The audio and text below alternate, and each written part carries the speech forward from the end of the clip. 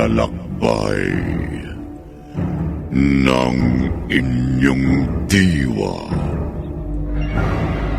Pagsaksi sa mga pangyayaring hindi mo sukat akalain.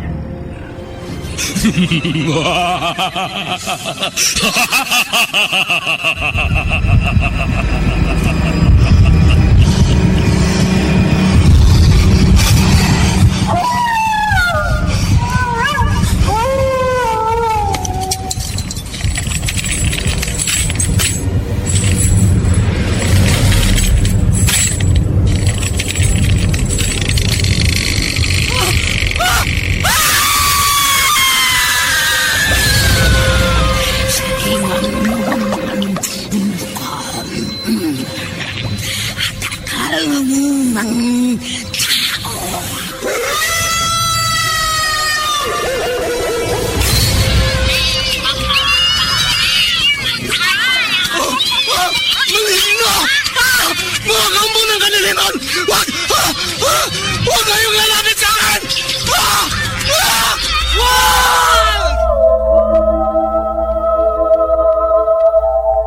Mga kababalaghang hindi kayang tanggapin ng inyong isipan.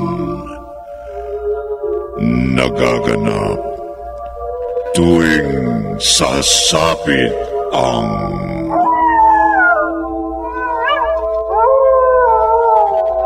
gabi ng lagim.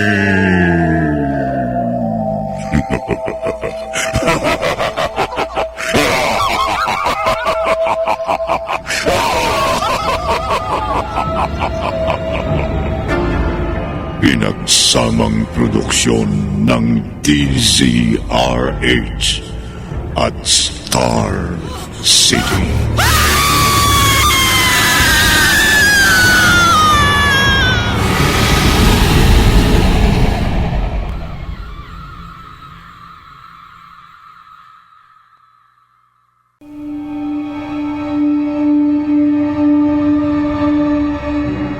Magandang gabi, kaibigan.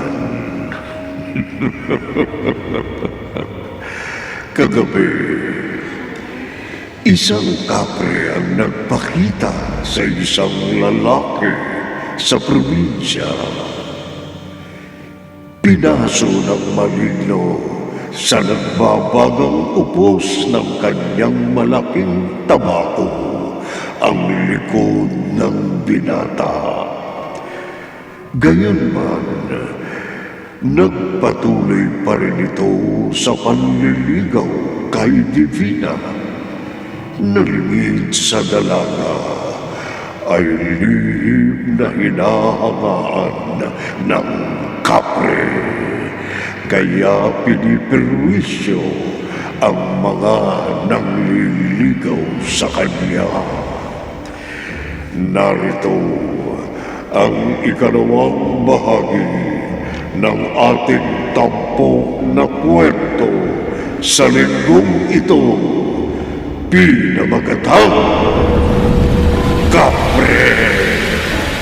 Sa isa na namang gabi ng lagim.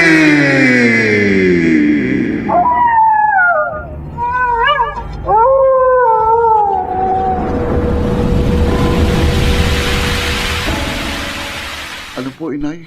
Patay na si Kuya Mulong? Oo, Karding. Wala na ang nag-iisang kapatid mo. Ano pong nangyari kay Kuya? Natagpuan ang kanyang bangkay sa tabi ng punong balite kagabi. Oo. Durog ang katawan na parang pinagsakan ng malaking bato. Kawawa naman ang kapatid ko. Ay, kung umuwi ka lang dito sa probinsya nung tawagang kita. Kung napigilan mo lang ang kuya mo na magpatuloy sa panliligaw kay Divina. Eh sana buhay pa siya hanggang ngayon. Inay, Ang kapre ang pumatay sa kuya mo, Kardeng. Ang kapre! ano pong katibayan? Nakapre nga ang pumatay sa kuya ko. Ano po?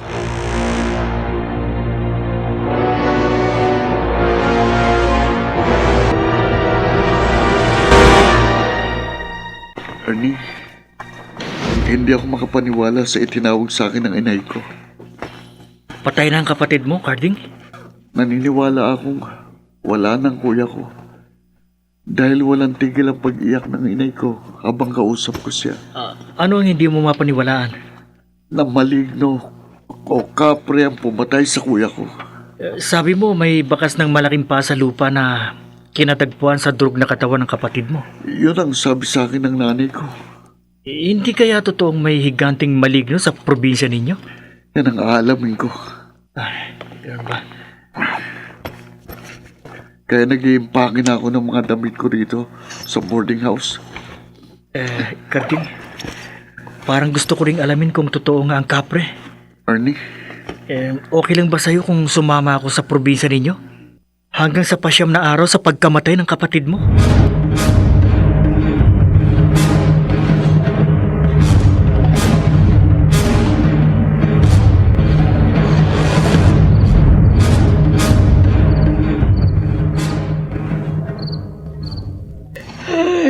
Carding, nung nakaraang linggo lang, ang lakas-lakas pa ng kuya mulong mo sa pagsasaka sa ating bukid. Pero ngayon wala na Nay. siya. baka oras na po talaga ni kuya. Nabawian siya ng buhay. Hindi siya mapapahamak kung nakinig siya sa akin. Aling Mila, lahat po ng mga taga rito sa inyo na makakita sa bangkay ng anak ninyo, naniniwala na kapre ang pumatay sa kanya. Dahil yun ang totoo, Ernie. Pinatay ang anak ko ng maligno dahil sa panliligaw niya sa isang kabarangay namin. Aling Mila. Oh, Aling Mila, nakikiramay po kami. Kiramay kami. salamat. Mila. Salamat sa iyo, Sabel. Divina.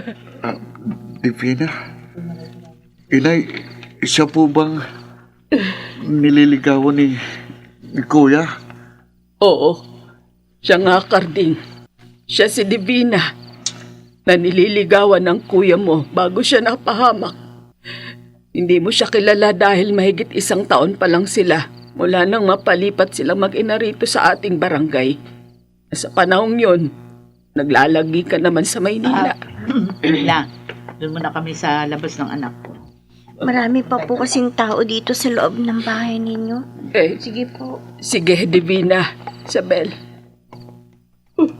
Uy, Carding, nakalabas na yung mag-ina, nakasunod pa rin yung mga mata mo kay Divina. Maganda pala si Divina, Ernie. Hindi ka takatakang magustuhan siya ng isang kapre.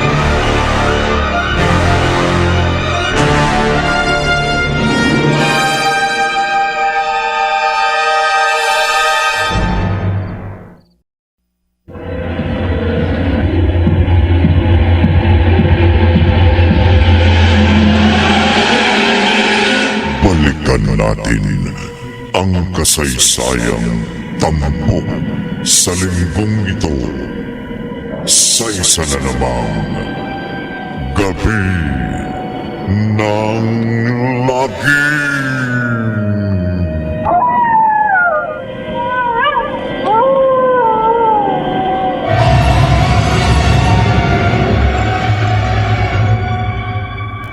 Carding, nailibing ng kuya mo. At sa makalawa pang pasyam sa kanya. Parang gusto ko pang i-extend ng 1 linggong bakasyon ko rito sa aming probinsya, Ernie. Pwede naman. Dahil malakas ka naman sa supervisor natin sa pabrika. Sasabay na ako sa iyo pagbalik sa Maynila. Maabala ka eh. Di, okay lang. Para ano pat naging magkaibigan tayo kung hindi kita matutulungan. Tutulungan mo ako saan? Sa panliligaw kay Divina. Ernie, Huwag ka na magkaila, Carding. Halata akong kursunada mo rin si Divina sa unang pagkakakita mo pa lang sa kanya. Kaya tutulungan kita na maging nobya mo siya.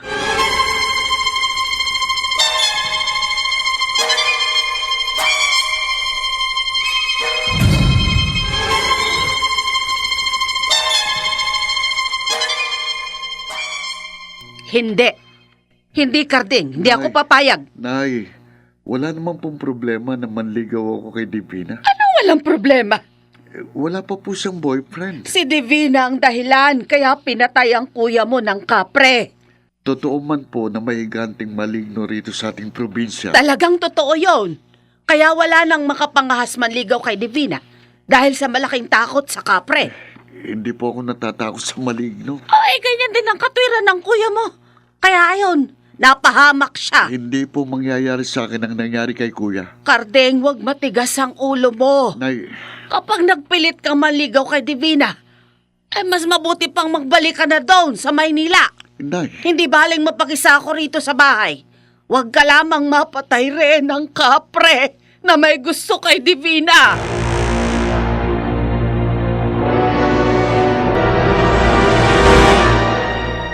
Divina, ako'y naniniwala na may kapreng nagkakagusto sa'yo.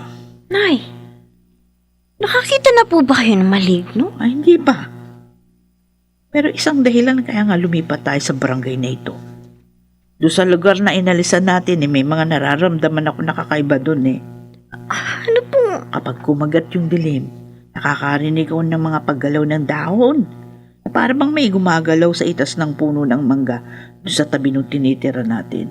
At may pagkakataon pa nga, nararamdaman ko, may nagbubukas sa bintana ng iyong kwarto kapag nakatulog ka na. Bakit po? Bakit ngayon ko lang pinaalam sa'yo? Oo. Kasi ayoko matakot ka. Ipinasya ko na nga na lumipat tayo ng tirahan. Pero hindi ko akalain hanggang dito sa nalipatan natin, sumunod sa iyo yung maligno na malamang nga na nagkakagusto sa iyo. Ibig niyo pong sabihin, inay, ang kapre na may merwisyo sa mga gusto manigaw sa akin sa lugar nito, galing pa sa dati nating tinirhan? Malamang. Hoy! Huwag ka matakot. Hindi na tayo lilipat pa ng tirahan. Pero maghahanap ako ng paraan ng mabisang pangontra sa maligno para hindi ka magawang perwisyuhin ng kapre.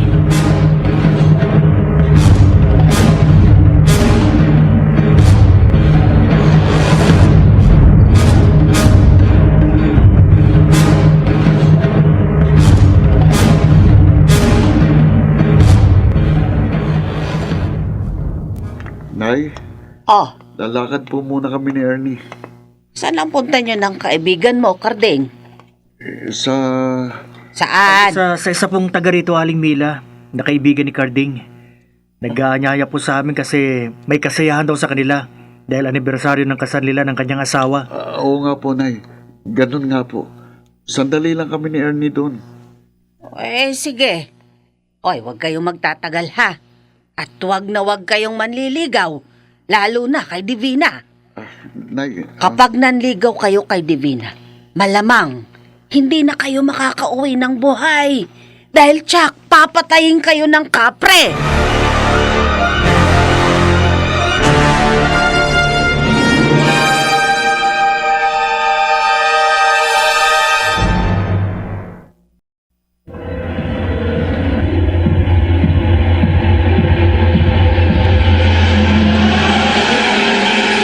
Balikan natin ang kasaysayang tampok sa linggong ito sa isa na namang Gabi ng Lagim.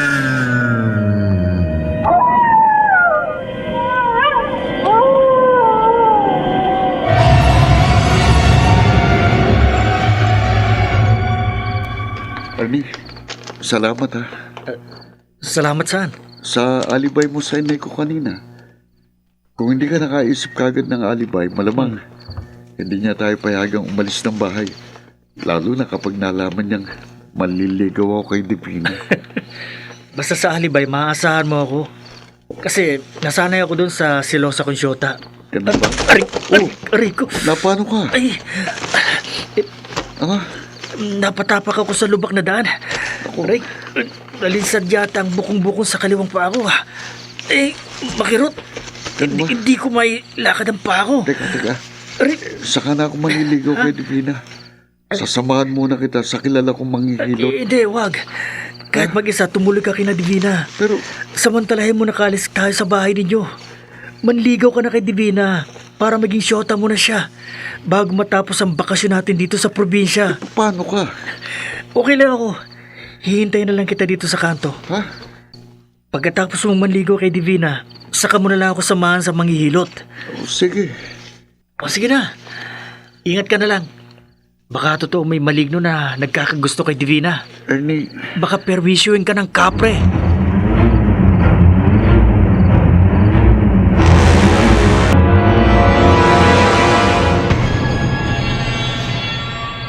Divina, totoo man na may kapring nagkakagusto sa'yo at na may merwisyo sa mga nanliligaw sa'yo, hindi ako natatakot. Carding, ayoko maulit sa yung nangyari sa kuya mo. Nasabi ko na sa iyong dahilan ng pagdalaw ko sa iyo ngayong gabi. Na sa unang pagkakita ko pa lamang sa iyo, hindi ka na nabura sa isip ko, sa puso ko. Carding, May pag-asa ba ako sa iyo?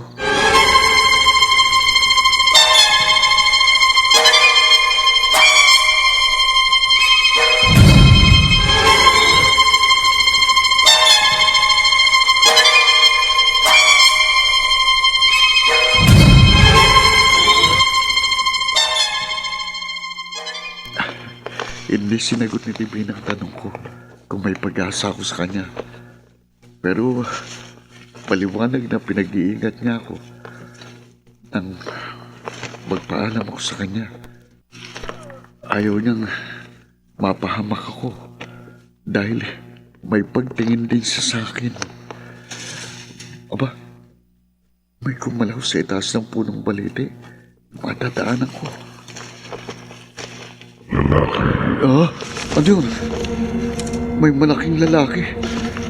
Nakahubad at mabalahib ang buong katawan. Nakaupo sa ibabaw ng puno. Kapre? Totoong may higanting maligno dito sa aming probinsya. Kailangan malaman ito ni Ernie.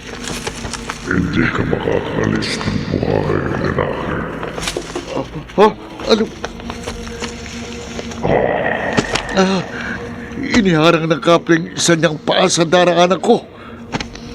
Nanligaw ka kay Divina. Kaya mamamatay ka. Hindi. Tatapakan ako ng isa niyang paa. Tatagyakan ko ang katawan mo. Tutubugin ko ang mga laman at buto mo. Hindi. Papatayin kita.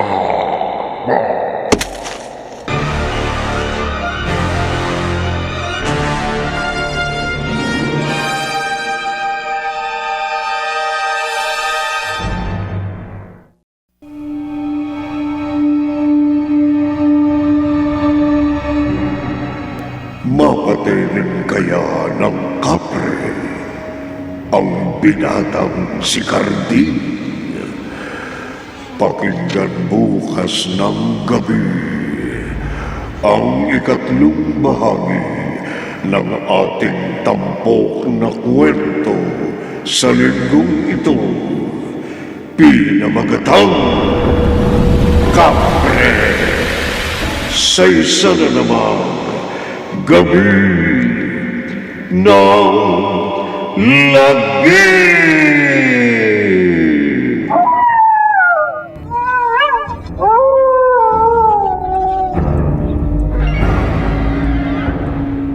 Mga nagsiganap: Bobby Cruz, Chiquit del Carmen Amor, Phil Cruz, Rosana Villegas, Maynard Landicho Jr. at Jeneline de la Cruz. Naglapat ng tunog, Tembyong, sa musika ni Buboy Salonga. Supervisyong teknikal ni Bong Muyar at Eric Lucero. Isinulat ni Orly Aquino at sa direksyon Lionel Benjamin. Gabi ng lagi